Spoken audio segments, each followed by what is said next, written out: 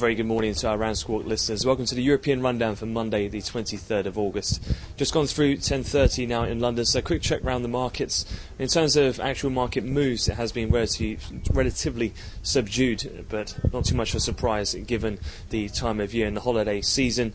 Volumes, though, have been relatively moderate, and a couple of news stories definitely worth noting from the weekend and also what we've seen so far this morning.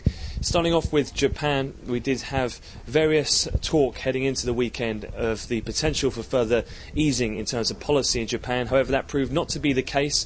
The discussions which did take place between Naoto Kan, the Prime Minister, and Shirokawa, the head of the Bank of Japan, where Khan did say that they did not want the central bank to embark on any monetary policy changes as yet, and there was no mention of intervention in regard to the strengthening we've seen in the Japanese yen.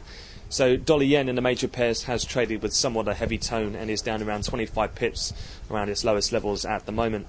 Elsewhere in Australia, the elections there, as many had feared, have resulted in what is going to be looking like a hung parliament scenario. It seems as though that will be an ongoing situation throughout the course of this week, and much of the participants will be looking out for where the independent party and where they'll place their votes in terms of forming a potential coalition.